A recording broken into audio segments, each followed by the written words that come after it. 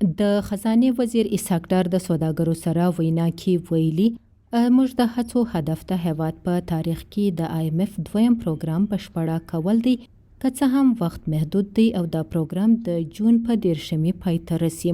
البته د خزانې وزیر وویل هیواد یې د IMF سره د 9مې بیاکتنې ټوله تکنیکي چارې بشپړې کړې دي او ټینګار یې وکړی چې هیواد د ډیفالټ څه خطر نه ویني. اقتصاد پوهان وایي د روان پروګرام په بریالیتوب سره نه بشپړه کېدل به د پاکستان او مالي نړۍ ترمنځ د باور کمښت نور هم پراخ کړي.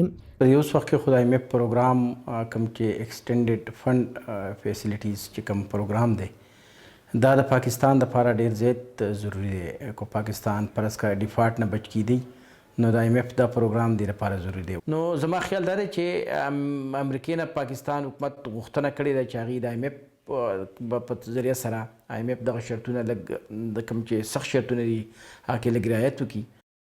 پاکستان د کال 2019 په جولای کې 6 ارب ډالر د 14 میاشتو پورې ترلاسه کولو تړون لاسلیک کړی و.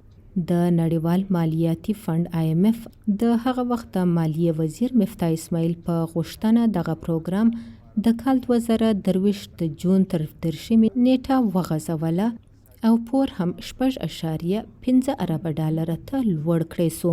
په تیرو شاوخوا 4 کلو کې دغه پروګرام لږ تر لږ 4 ځله څنډول سوی چې 2 ځله د اوسني ائتلافي حکومت په واک کې هم شامل دی.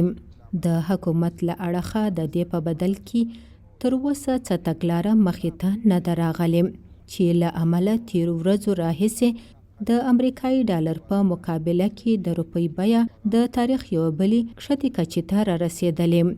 په اوپن مارکیټ کې یو ډالر د 308 روپو څخه تر 314 روپو پورې سودا کیږي.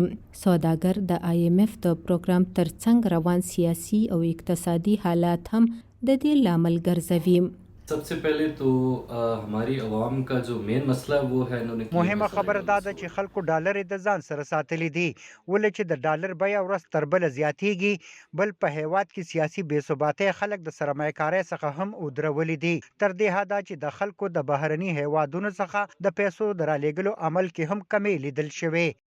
د پاکستان د سټیټ بانک د معلوماتو له مخې د روان مالی کال په لومړیو 10 میاشتو کې د تیر مالی کال په پرتله د بهرني هیوادونو څخه د پیسو رالېږلو عمل کې 14% کموالی راغلی دی.